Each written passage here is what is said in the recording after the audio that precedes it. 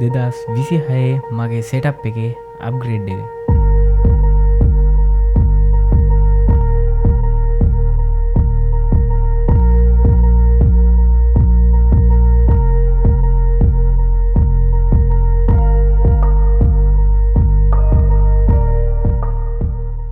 ඉතින් කලින් ඉඳන්ම මගේ channel එකත් එක්ක හිටපු කෙනෙක් නම් දන්නවා ඇති මම කොහොමද කලින් මගේ වීඩියෝස් කරගෙන ගියේ කියලා. ඉතින් චූටි setup එකකින් පටන් ගත්තේ පොඩි මගේ පරණ වීඩියෝස්. ඒ කියන්නේ මගේ channel එක පටන් ගත්ත දවස්වල මගේ පරණ වීඩියෝස් මම දැම්මේ පොඩි lap එකක් පාවිච්චි කරලා i3 inside 4GB RAM එකක් තියෙන laptop එකකින් තමයි මම මගේ වීඩියෝස් මුලින්ම edit කරේ. එතකොට මම වීඩියෝ record කරේ Android phone එකකින්. හැබැයි මේ වෙනකොට මම මේ channel එක create කරලා තියෙන 2021 හැබැයි මම වීඩියෝස් හරියට වීඩියෝස් දාන්න ගත්තේ මං හිතන්නේ 2023 හෝ 24 විතර. කොහමද මම වීඩියෝස් දාන්න පටන් ගන්නකොට මට තිබ්බේ ලැප් එක විතරයි. ලැප් එකෙන් ওই විදිහට මම වැඩ ටික කරගෙන ආව ගොඩක් කල්. ඊට පස්සේ මේ ලැප් එකේ ඩිස්ප්ලේ එක යනවා. ඊට පස්සේ මම PC එකක් බිල්ඩ් කරනවා i5 3rd gen 8GB RAM. ඊට පස්සේ graphic card එකක් නැහැ.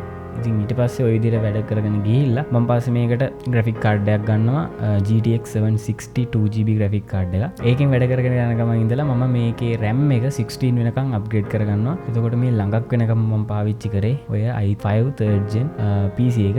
ඉතින් මාරම support එකක් දුන්න PC එක. හැබැයි ලෙඩ ගොඩක් ඒක තනිකරම හරිද? ඒ කියන්නේ මම මාසයක් වැඩ ටික කරගත්තොත් මාස දෙක තුනම PC එක කැඩිලා. ඉතින් ඔය වගේ තත්ත්වයක් තව තිබ්බේ. ඉතින් ඔයාලා මගේ live එහෙම බැලුවා නම් දන්නවා මේ කොහොමද වැඩේ වුනේ කියලා. මොකද මම අද live එකක් දැම්මොත් හෙට live එක දාගන්න විදියක් නැහැ. එක්ක VG එක ගිහිල්ලා එහෙම නැත්නම් motherboard එක ගිහිල්ලා ඔය වගේ ප්‍රශ්න ගොඩක් තිබ්බා. කොහොම හරි ඒකෙන් ලොකු වැඩක් ගත්තා. මේ ළඟක් වෙනකම් කියන්නේ මේ build එක කරනකම් ඒ PC එක මට වැදගත් වුණා. ඉතින් දැන් මම ඇවිල්ලා තියෙනවා අලුත්ම PC එකකට. ඒ කියන්නේ upgrade වුණා. ඒ වගේම ලොකු upgrade එකක්. පේනවාද ඔයාලට පිටිපස්සෙන් setup එක සම්පූර්ණ වෙනස් වෙලා තියෙනවා. ඉතින් ඔයාලා මගේ වීඩියෝස් බලන කාලේ මගේ තිබ්බේ එක මොනිටර් එකයි. ලයිව් කරන කාලේ මොනිටර්ස් දෙකක් තිබ්බා. හැබැයි දැන් මොනිටර්ස් තුනකට ඇවිල්ලා තියෙනවා. මේන්ලි පේන ඒක තමයි ඊළඟට පේන දේ තමයි මැෂින් එක. කේසින් එකේ ඉඳලා හැමදේම මම අප්ග්‍රේඩ් කරලා තියෙනවා. ඉතින් මම ඔක්කොම ටික කියාගෙන යන්න. මුලින්ම PC එක ගැන කතා කරමු. PC එකේ වෙලා තියෙන ලොකුම අප්ග්‍රේඩ් එක තමයි මම Intel වලින් Ryzen වලට මාරු වෙලා තියෙනවා. මම පාවිච්චි කරේ Intel i5 3rd gen එකක්. මේ වෙනකොට මම Ryzen 5 3600X processor එකක් තමයි මේ පිටිපස්සේ මේ මැෂින් එකේ තියෙන්නේ. unlock processor එකක්. ඒ වගේම cores 4ක් cores 6යි threads 12යි තියෙනවා. ඒ කියන්නේ logical processors 12ක් තියෙනවා. එතකොට RAM එක 16GB තියෙනවා. slot 4ක් තියෙනවා. මට තව අප්ග්‍රේඩ් කරගන්න පුළුවන් ඉස්සරහට. එතකොට මේකේ motherboard එක විදිහට පාවිච්චි කරලා තියෙන්නේ ASRock ලගේ B550 motherboard එක. ඊළඟට මේකේ RAM එක විදිහට මම 16GB මම කිව්වා ඔයාලට 16GB normal RAM දෙයක් ගහලා තින්නේ. පස්සේ කියන්නේ මම කොහොමත් ඒක අප්ග්‍රේඩ් කරගන්න ඕනේ හොඳ RGB RAM එකකට. මොකද මේ නැත්තම් මේ කේසින් නැත් එකේ කිසිම ගැළපීමක් නැහැ. ඊළඟට මේකේ වැදගත්ම පාර්ට් එක, ඒ කියන්නේ මම සාමාන්‍යයෙන් ටිකක් පේන වෙනසකට තියෙන ලොකු වෙනසක්, මම CPU කූලර් එක විදිහට ලික්විඩ් කූලර් එකකට මාරු වෙලා දෙනවා. සිංගල් ෆෑන් ලික්විඩ් කූලර් එක. මේ වගේ ප්‍රයිස් මම කියන්නේ නැත්තේ ඔයාලා වීඩියෝ එක බලන දවසත් එක්ක ප්‍රයිස් වෙනස් වෙන්න පුළුවන්. ඒක නිසා මම ප්‍රයිස් කියන්නේ නැහැ. නැත්තම් මේක ඇත්තටම මේ තේරුමක් නෑ ඒකයි. ඊළඟට මේ සිස්ටම් එක පවර් අප් කරන්න මට පවර් සප්ලයි එකක් ගන්න ඕන. මගේ කලින් පවර් සප්ලයි එක ඇත්තටම මදි මේ සිස්ටම් එකට. මම 1000 වෝල්ට් පවර් සප්ලයි එකක් මේකට දාලා තියෙන්නේ. මොඩියුල් පවර් සප්ලයි එකක්. පවර් සප්ලයි එකක් ඇත්තටම 1000 ක් ඕනේ නෑ මේකට. මට ඒ වෙලාවේ වෙන තිබ්බේ නෑ. ගන්න තිබ්බ එක මේක 1000 ක්. ඒක නිසා ඒක දැම්මා. එහෙම නැත්තම් සාමාන්‍යයෙන් අඩුවට ගන්න එකක් හොඳටම ඇති මේකට. මේ දාන්න එකක් නැතුවට තමයි දැම්මේ. හරිද? කොහොම හරි ඊට පස්සේ කේසින් එක මම මාරු කරලා දිනවා. මොකද අර මගේ කලින් කේසින් එකට ඇත්තට මේ ටික හයි කරන්න බෑ. මදි පවර් සප්ලයි එක එහෙම ලොකුයි. මේ ඉඩ මදි ඒ කේසින් එකේ.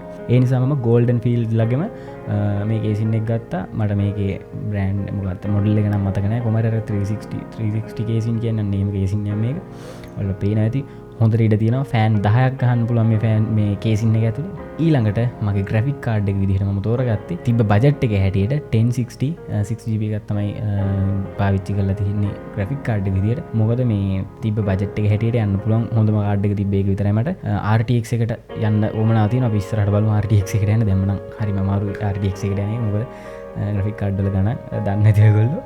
කොච්චර ගණන්ද කිය. ඉතින් මයික් එක නම් තාම පරණ මයික් එක. පරණ මයික් එක කියන්නේ මම ලයිව් ස්ට්‍රීම් කරන්න ගත්ත මයික් එක තියෙන. ඔයගොල්ලෝ ලයිව් ස්ට්‍රීම් බැලුවා නම් ඒක පාවිච්චි කරේ මේ මයික් එකම තමයි. ඉතින් ඊළඟට මොනිටර්ස් කලින් තිබ්බා මේ පෝර්ට්‍රේට් මොනිටර් එක තිබ්බා. ඒ වගේම ලෑන්ඩ්ස්කේප් එක මොනිටර් එකක් තිබ්බා. අඟල් 22 මොනිටර් එකකුයි අඟල් 19 මොනිටර් එකකුයි තමයි පාවිච්චි කරේ කලින් ඩුවල් මොනිටර් සෙටප් එක. ඊටත් කලින් 19 ඉන්ච් මොනිටර් එක විතරයි තිබ්බේ. පස්සේ තමයි 22 ඉන්ච් එකක් ගත්තේ. මම ඊට පස්සේ මේ PC එකත් එක්ක පස්සේ PC එක බිල් කරලා පස්සේ PC එක බිල් කරලා දවස් දෙකකට විතර පස්සේ මම 22 ඉන්ච්ම IPS මොනිටර් එකක් ගන්නවා ෆ්‍රේම්ලස් එකක් වලට පේනවා ඇති. ඉතින් මොකද මම ෆොටෝග්‍රැෆි කරනවා. ෆොටෝග්‍රැෆි කරද්දී වල දන්නවා එඩිට් කරනකොට අනිවාර්යයෙන්ම IPS මොනිටර් එකක් ඕනේ. මම මෙච්චර කාලයක් මේ normal LED මොනිටර් එකෙන් එඩිට් කරනවා. සමහර වෙලාවට ෆොටෝස් ටික එඩිට් කරලා ෆෝන් එකට ගන්නකොට පාට වෙනස්. ඔය වගේ ගොඩක් වැඩ වෙලා තියෙනවා මට. ඒ කියන්නේ සමහර වෙලාවට ආපහු එඩිට් කරනවා මම මේ කලර්ස් අවුල් හින්දා. ඉතින් ඒ නිසා IPS මොනිටර් එකක් අරගෙන තියෙනවා ෆ්‍රේම්ලස් එකක්. ඉතින් දැන් ට්‍රිපල් මොනිටර් සෙටප් එකක් තමයි පාවිච්චි වෙන්නේ. ඉතින් මට වීඩියෝ එඩිට් කරනකොට ෆොටෝ එඩිට් කරනකොට මගේ වැඩ කරන හැම වැඩකටම මේක මාරම වැදගත්. මොකද ඔයාලා දන්නවා ඇති ස්ට්‍රීම් කරන වෙලාවට එහෙම මොනිටර්ස් දෙකක් නම් අනිවාර්යයෙන්ම ඕනේ අවම.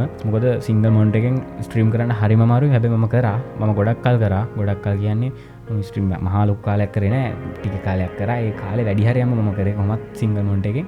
ඩුවල් මොනිටර් සෙටප් එකට ආවට පස්සේ ග්‍රැෆික් කාඩ් එක ගියා, මදර්බෝඩ් ගියා, සෑහෙන දුකක් වින්දා මේ ලයිව් ස්ට්‍රීම් ටික කරගන්න.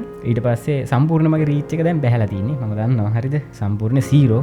ඒ නිසා මම 2026 අලුතෙන්ම දැන් වැඩේ පටන් ගන්න තමයි හදන්නේ. ඒක නිසා අනිවාර්යයෙන්ම subscribe කරන්න. subscribe කරපු නැති කට්ටිය අනිවාර්යයෙන් මේ වීඩියෝට like එකක් දාන්න. මොකද දැන් මේ වැටලා තියෙන channel එක ආපහු ගොඩ ගන්න ඕනේ. ඔයාලගේ support එක ඕනේ. මම live stream උත් කරනවා දැන් ඉස්සරහට අනිවාර්යයෙන්ම ආපහු පටන් ගන්න ඔක්කොම වැඩ ටික. ඉතින් ওই ටික තමයි basically මගේ setup එකේ වෙනස් වෙලා තියෙන්නේ. අනිත් එක මම දැන් ඉන්න රූම් එකත් මාරු කරලා තියෙන. කලින් හිටපු රූම් එකේ නෙමෙයි මේ ඉන්නේ. මම සම්පූර්ණ මගේ බෙඩ්රූම් එකටම ගත්ත setup එක. එතකොට මට ඇත්තටම ලේසි. එතකොට මට වැඩක් කරලා දැන් මොනවා හරි export වෙන්න දාලා එහෙම නිදා ගන්න පුළුවන්. යන විතර තියෙන්නේ. ඒ නිසා මට ඔක්කොම වැඩ ලේසි දැන්. ඒ වගේම මේන්ම පාර්ට් එක, ඒ කියන්නේ මගේ වීඩියෝ පැත්ත ගත්තොත් එහෙම ඉතර කාලයක් වීඩියෝස් කරේ මොබයිල් ෆෝන් එකකින් Huawei Y7 Prime එකෙන් වීඩියෝස් කරේ. ඊට පස්සේ මම හිතන්නේ මට මතක විදිහටම 7 Plus එකෙන් වීඩියෝ එකක් දැම්මද කියලා මතක නෑ. කොහොම හරි මෙච්චර කාලයක් ෆෝන් වලින් තමයි මම වීඩියෝ කරේ. හැබැයි මේ වෙනකොට මේ වීඩියෝ එක රෙකෝඩ් වෙන්නේ මගේ කැමරා එකෙන් DSLR කැම් එකකින්. ඉතින් කැම් එක ගැනත් ඔයාලට වීඩියෝ එකක් ඕන නම් පල්ලෙන් කමෙන්ට් එකක් දාන්න. මම කැම් එක ගැන වීඩියෝ එකක් කරන්න. මොකද මම කැම් එක ගැන වීඩියෝ එකක් දැම්මේ නෑ YouTube එකට. ඔයාලට ඕන නම් පල්ලෙන් කමෙන්ට් එකක් දාන්න. මම කැම් එක ගැන වීඩියෝ එකක් අනිවාර්යයෙන්ම කරන්න. ඉතින් ඔය ටික තමයි වීඩියෝස් වලට පාවිච්චි කරන්නේ. ඒ වගේම අලුත් අප්ග්‍රේඩ් එකක තමයි. මහා ලොකු වීඩියෝ එකක් නෙමෙයි මේක. 2026 channel එක පටන් ගන්න intro video එකක් වගේ එකක් තමයි මම මේ විදිහට රෙකෝඩ් කරන්නේ. ඉතින් මහා දවාලේ මේක රෙකෝඩ් කරන්නේ. මම ඇත්තට මේක පාන්දර එකපාරක් රෙකෝඩ් කරා. මට මතක නැහැ කොහොම හරි ඒක රෙකෝඩ් කරාට කොහොම හරි ඒක මට මේ පාවිච්චි කරන්න පුළුවන් තත්ත්වයක තිබ්බේ නෑ වීඩියෝ එක. ඒ නිසා මම ඒක එහෙම්මම ඒක අතහැරලා දාලා ආයෙ මේ ෂූට් කරන්නේ. කොහොම හරි ඉතින් ওই ටික තමයි වෙලා තියෙන්නේ. එහෙනම් ඉතින් ලයිව් ස්ට්‍රීම් වලින් අලුත් වීඩියෝස් වලින් හම්බෙමු. අනිවාර්යයෙන්ම මේ වීඩියෝ එකට ලයික් එකක් දාන්න, ෂෙයා කරලා සපෝට් එකක් දෙන්න. මේ වැටලා තියෙන channel එක ආපහු ගොඩ ගන්න ඕනේ. ඒ නිසා full support එක ඕන ඔයගොල්ලෝ. එහෙනම් ඉතින් ඊළඟ වීඩියෝ එකෙන් හම්බෙමු. මම යනවා. bye.